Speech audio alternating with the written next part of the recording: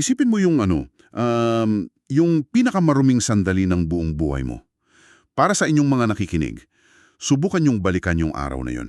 Yung tipong, yung sapatos mo punong-puno ng putik, tapos ang buhok mo matigas na sa alikabok. Oo, yung malagkit na pawis na kumakapit sa buong katawan mo, 'di ba? Yung parang, Exactly. Yung nandidiri ka na talaga sa sarili mo. Tapos, alalahanin mo naman yung pakiramdam ng makauwi ka. Pagpasok mo sa banyo, tumama sa balat mo yung unang buhos ng malinis at malamig na tubig. grabe yung ginhawa nun eh. Nakikita mo literal na umaagos pababa sa drain yung kulay kapeng tubig. Tama. At kasabay nun, parang nawawala yung lahat ng bigat na dalagala mo buong araw. Kasi ang pagiging malinis, nagbibigay siya ng isang matinding psikolohikal na ginhawa eh. Yung makakahinga ka ng maluwag. Totoo yan. Kapag pisikal tayong malinis, pakiramdam natin may bagong simula. Parang na-reset yung araw natin. At alam mo, ang ganitong pananaw sa pagiging malinis at marumi, hindi lang siya umiiral sa ating mga modernong banyo. Hindi lang siya simpleng hygiene. Oo, hindi lang hygiene. Para sa mga sinaunang tao, yung konsepto ng pagiging malinis, ito yung mismong nagdidikta kung paano sila mabubuhay ng ligtas sa mundo. Literal na usaping buhay o kamatayan siya. At iyan mismo yung emosyon na gusto nating dalhin sa malalimang pagsusuri natin ito ngayon. Ang gagamitin nating sanggunian ay isang napakadetalye at talagang nakakamanghang dokumento na pinamagatang Lesson 32, The Day of Atonement, PDF. Napakagandang text niyan para unawain yung ancient mindset. Sobra. Kaya ang misyon natin ngayon, papasukin natin yung utak ng mga sinaunang Israelita noong panahon ng Lumang Tipan. Susuriin natin yung pinakabanal na araw sa kalendaryong Hudyo, ang Yom Kippur. O yung tinatawag nating araw ng pagpapatawad. Araw ng pagpapatawad, tama. Aalamin natin kung paano nila nilulutas yung napakabigat na konsepto ng espiritual na dumi at bakit yung paghanap sa tunay na kalawagan ng konsensya ay nangangailangan ng isang napakakomplikado at madugong ritual. Kasi para maintindihan natin ito ng husto, kailangan nating ibahin yung tingin natin sa kasalanan. Sa modernong panahon kasi natin ngayon, di ba? Kapag sinabing kasalanan, parang masamang isip lang. Oo, parang moral failing lang siya eh. Isang abstract na konsepto. Exactly. Abstract na pagkakamali. Pero sa pananaw ng mga tao noong panahong iyon, particular na kung babasahin mo yung Leviticus Kabanata 11 hanggang 15, yung kasalanan at pagiging marumi or unclean, hindi siya abstract. Literal siyang physical reality. Yes, isang literal pisikal na katotohanan na kumakapit sa tao at sa mga bagay sa paligid nila. Kung nagbasa ka ng Leviticus, makikita mo yung napakahabang listahan ng mga rules. Yung mga bawal kainin, yung mga sakit sa balat. Mga likido ng katawan, oo. Kapag nadikit ka sa mga ito, ituturing kang marumi. Hindi ibig sabihin nun masama kang tao agad. Nasa isang estado ka lang kung saan hindi ka pwedeng lumapit sa kung ano ang banal. Kaya kailangan mong mag-quarantine, di ba? Maghugas, maghintay ng ilang araw. Pero, teka, paano naman kapag moral na kasalanan na yung pinag-uusapan? Let's say, nagsinungaling ka, o nagnakaw ka, o nanakit ka ng kapwa mo. Diyan pumapasok niyang mas malalim na problema. Parang ano ba ito? Parang toxic mold ba ito na hindi mo nakikita pero gumagapang na pala sa mga dinding ng bahay mo? Ang ganda ng toxic mold analogy. Oo, parang ganun nga. Kasi isipin mo, kahit anong spray mo ng air freshener o punas sa ibabaw ng pader, nandun pa rin yung spores.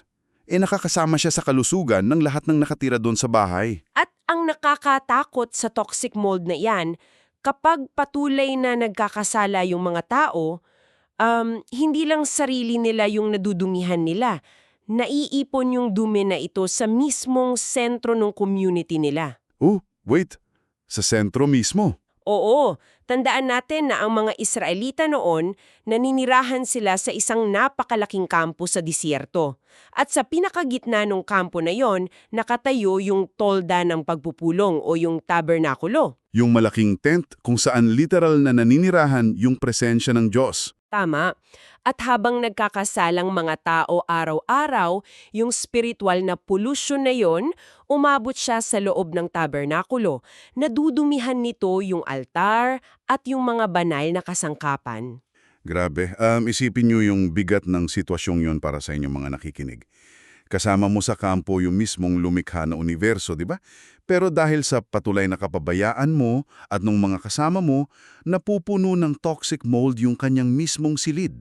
Darating talaga sa punto na hindi na niya kayang manatili sa ganun karuming lugar. Banal siya eh. At kapag nilisan ng Diyos yung kampo nila, Nangangahulugan yun ng pagkawala ng proteksyon niya. Nasa gitna sila ng isang mapanganib na deserto. Kapag umalis ang Diyos, para itong death sentence sa buong bansa. so dahil doon, kinailangan nila ng isang malawakang general cleaning. Hindi na sapat yung simpleng araw-araw na paghuhugas. Hindi na. Kailangan nilang linisin yung buong istruktura. Pati na yung pinakaloob-loobang silid ng tabernakulo. At dyan idinesenyo yung Kippur. Na nagaganap minsan lang sa isang taon tuwing ikasamtong araw ng buwan ng Tishre. So mga Setyembre o Oktubre sa kalendaryo natin ngayon. Subukan nga nating ilarawan kung paano nag-uumpisa ang araw na ito. Sige, ayon sa sanggunian natin, inilalatag ito sa Leviticus 16. Yung punong pari noon, si Aaron, pupunta siya sa harapan ng komunidad. At may dala siyang 2 kambing. 2 kambing. Tapos, Magsasagawa siya ng palabunutan para sa 2 hayop na ito. Yung makakukuha ng unang bunot, iaalay para sa Panginoon. Yung ikalawa naman, itatalaga para kay Azazel. yung mas kilala natin sa English na scapegoat. Ang kambing na palalayasin papunta sa ilang. Pero teka lang, bakit kailangang 2 pa yung kambing? Kasi pagkakaalam ko sa mga sinaunang ritual, kumuha ka lang ng isang hayop, iaalay mo sa altar, tapos na ang problema. Oo nga no, parang mas simple sana kung isa lang. Bakit hinati pa nila sa 2 magkaibang proseso ang paglilinis na ito? Kasi ang paggamit ng 2 kambing, sumasagot siya sa 2 magkaibang kalikasan ng nagawang pinsala. Balikan natin yung toxic mold analogy mo kanina. Sige, paano yon? Kapag napuno ng toxic mold yung inuupahan mong bahay dahil sa matinding kapabayaan mo, 2 bagay ang kailangan mong gawin, di ba? Unang-una, kailangan mong linisin ng matindi yung mismong bahay. Kayo rin ang amag, ibalik ang lugar sa pagiging ligtas. Para matirhan ulit. At pangalawa, kailangan mong harapin at bayaran yung landlord mo, yung may-ari ng bahay. Kasi sinira mo yung pag-aari niya. Sa theology, tinatawag natin itong expiation at propitiation. Ang bigat na terms ha? Expiation at propitiation. Oo, at yung 2 konseptong ito, hindi pwedeng gampanan ng isang aksyon lamang. So, kung gagamitin natin yung analogy, ang expiation, ito yung mismong pagkayod at pagtanggal ng dumi. Yung action ng literal na paglilinis ng amag. Tama, yung pag-alis ng polusyon. Tapos, yung propitiation, ito naman yung paghingi ng dispensa at pagbabayad sa landlord dahil sinira mo yung pader niya para maibalik yung maganda ninyong relasyon. Nakuha mo. Ngayon, paano ginampanan nung unang kambing yung 2 bagay na ito? Oo nga, paano yung sa unang kambing pa lang? Yung unang kambing na napunta sa Panginoon, papatayin siya bilang handog para sa kasalanan. At dito magsisimula yung isang napakadetalyadong proseso ng paglilinis para kay Aaron. Kukunin niya yung dugo ng kambing. Dugo nung unang kambing, ito Yes. Tapos gagawin niya ang isang bagay na minsan lang talaga mangyari sa buong taon.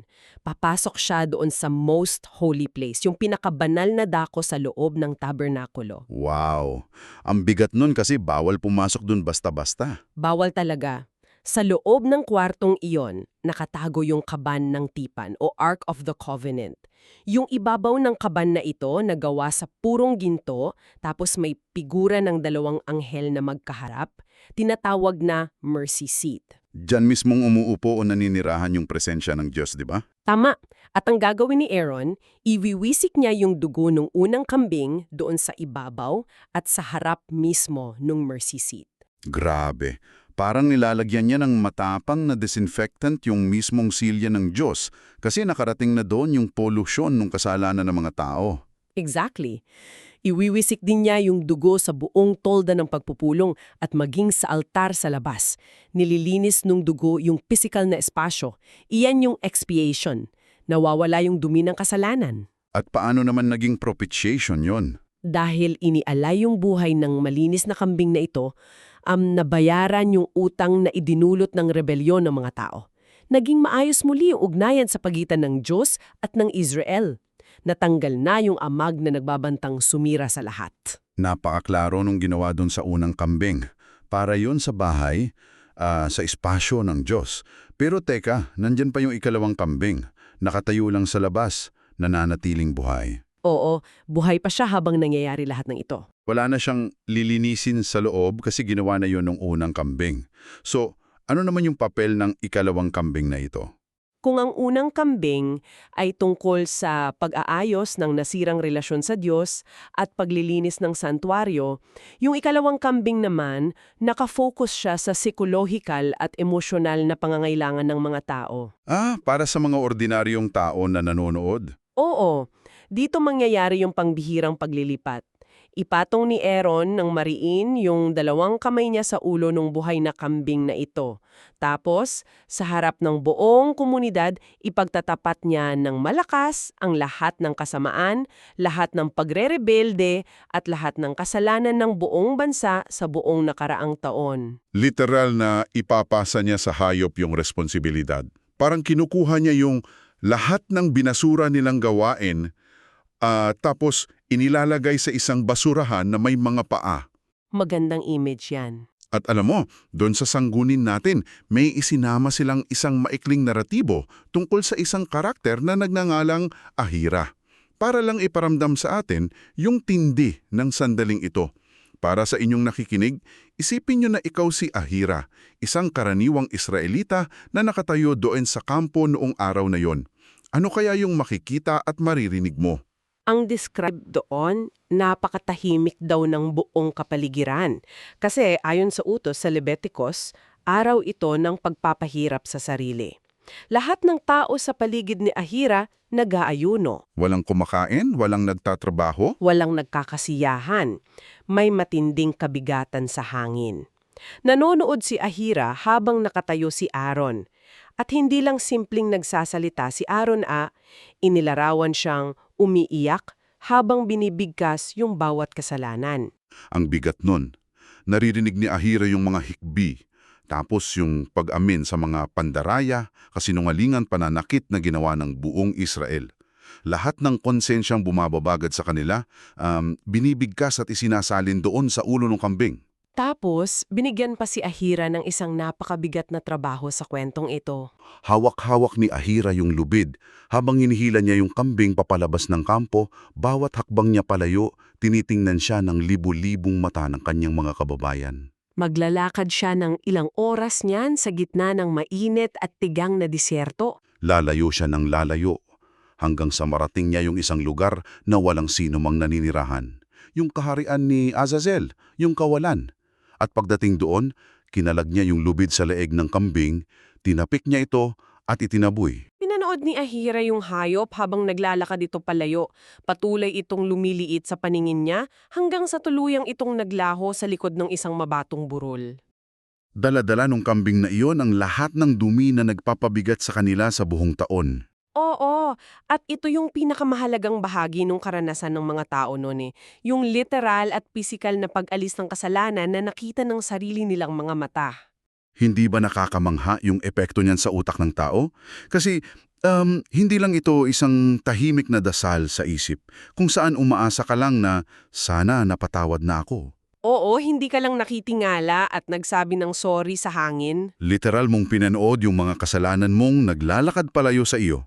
Kapag bumalik na si Ahira sa kampo at ibinalita na nawala na yung kambing sa ilang, isipin mo yung pagbuntong hininga ng libu-libong tao doon. Napakalaking ginhawa nun. Makakahinga ka ng maluwag at buong tiwalang sasabihin na wala na. Nakita ko mismong umalis. Malinis na ako.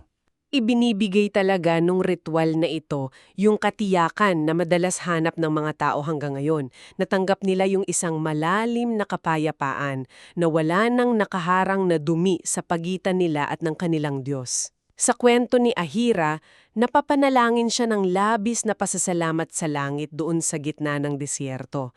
Naramdaman niyang naibalik na ang lahat sa ayos. Pero teka, babalikan ko lang yung unang kambing.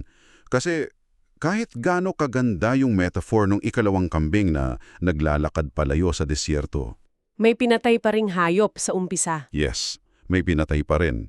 At sigurado akong marami sa mga nakikinig natin ngayon ang napapangiwi kapag na-imagine nila yung dugo na literal na iwinisik sa loob ng napakagandang tabernakulo. Medyo graphic nga siya pag iniisip mo. Bakit kailangang dumanak ang dugo?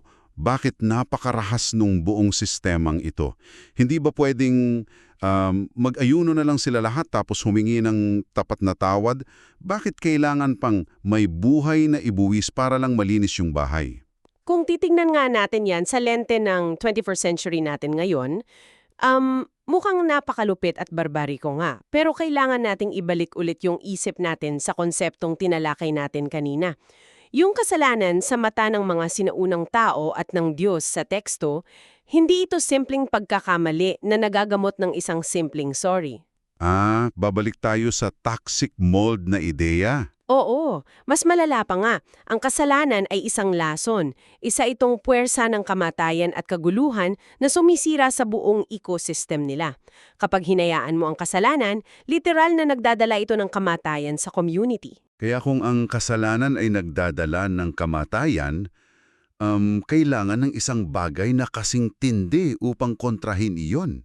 Hindi pala pwedeng band-aid solution lang. Hindi uubra. At dito natin mauunawaan kung ano yung tingin nila sa dugo.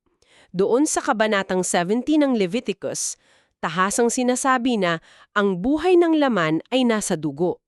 Kaya para sa kanila, ang dugo ay hindi isang nakakadiring likido na kailangang iwasan. Hindi siya dumi. Hindi. Ang dugo ay sumisimbolo sa buhay. Ito yung mismong currency o salapi ng paglikha upang mabayaran yung napakaseryosong epekto ng kasalanan na nagdadala ng kamatayan, isang katumbas na buhay ang kinakailangang ialay. So yung dugo ng unang kambing, hindi pala siya nagdudumi doon sa tabernakulo. Isa siyang banal na detergent. Exactly. Banal na detergent, ito yung malinis at inosenteng buhay na ibinibigay upang takpan at bayaran yung kamatayan na dulot ng mismong tao. Parang isang buhay na inilalaban doon sa puwersa ng kamatayan. Binaliktad nito yung epekto ng lason. At alam mo, ginamit din sa sanggunian natin yung isang sipi mula sa New Testament, partikular doon sa Book of Hebrews, Kabanata 9, Talata 22. Tinitignan nung manunulat ng Hebrews yung libu-libong taong tradisyon na ito, tapos sinabi niya, sa ilalim ng kautusan, halos lahat ng bagay ay nililinis sa pamamagitan ng dugo. At kung walang pagdanak ng dugo, ay walang kapatawaran ng mga kasalanan. Sumasalamin yan ng eksakto sa worldview na kakasabi lang natin, itinatampok ng konseptong iyan na ang pagpapatawad ay may napakamahal na halaga. Hindi siya mura. Hindi talaga. Ang pagkakamali may totoong bigat at pinsalang dulot yan sa universo, kaya yung pag-aayos nito hindi pwedeng libre. Kailangan ng sakripisyo. At ipinapaalala nito sa mga Israelita sa tuwing sumasapit ang Yom Kippur na yung kagaynhawaan nila ay nagmula sa ibinuwis na buhay. Grabe, sama-sama nating binalikan ng isang napakahaba at malalim na paglalakbay ngayon ha. Para sa inyong mga nakikinig, nag-umpisa tayo sa simpleng pakiramdam nung dumi bago maligo, hanggang sa pumasok tayo sa utak ng mga sinaunang tao na naniniwalang ang kasalanan ay isang nakamamatay na polusyon. Polusyon na kayang palayasin ang Diyos mula sa sarili nilang kampo. Nakita natin kung gaano kakomplikado yung sistema ng Yom Kippur na idinisenyo 3,500 taon na ang nakaraan. 2 kambing ang nagtulong dito, yung isa nagbuwis ng buhay para linisin yung espasyo at bayaran yung utang. At yung ikalawa naman, pisikal na nagbitbit ng kasalanan palayo para bigyan ang mga tao ng kapayapaan ng isip, isang perpektong sistema para sa expiation at propitiation na inilapat sa kultura nila noon. Lahat ng hirap, pag-aayuno at sakripisyo na iyon nakafocus lamang sa iisang layunin, ang malinis muli ang relasyon sa pagitan ng tao at nung banal. Yan yung pinakabuod niya. Ngayon, babalik tayo sa kasalukuyan. Libu-libong taon na ang lumipas. Wala na tayong dalawang kambing na naghihintay na bunutin tuwing Setyembre. Wala na ring malaking tolda ng pagpupulong kung saan kailangang magwisik ng dugo ang isang pare. Wala na yung ritual. Pero alam nating lahat na yung matinding bigat ng konsyensya, yung pagkabagabag sa tuwing may nasasaktan tayong tao at yung pangangailangang mahugasan mula sa nakaraan, mga emosyong patuloy pa rin nating nilalabanan ngayon. Nanatili yung psikologikal na pangangailangan natin na malaman na napatawad na tayo. Hanggang ngayon, patuloy tayong naghahanap ng sarili nating versyon ng kambing na maglalaho sa likod ng burol para lang sabihin sa atin na okay na, maayos na ang lahat. Kaya bago natin tapusin ito, gusto kitang iwanan ng kaisipang ito para pag-isipan mo. Kung ang mga sinaunang tao noon ay may iisang tiyak na araw kung saan literal nilang nakikita ang kanilang dumi at kasalanan na naglalakad palayo sa kawalan, paano naman tayong mga tao sa modernong mundo? Wala tayong pisikal na ilang kung saan pa din nating itabo yung ating mga pagkakamali. Hindi kaya tayo-tayo na mismo ang nagbubuhat ng sarili nating asasel? Dala-dala yung bigat ng ating nakaraan, pinupuno ng dumi yung sarili nating isipan at naglalakad araw-araw na patuloy na naghahanap ng kaluwagan. Hanggang sa muli nating pagsusuri, manatiling mausa.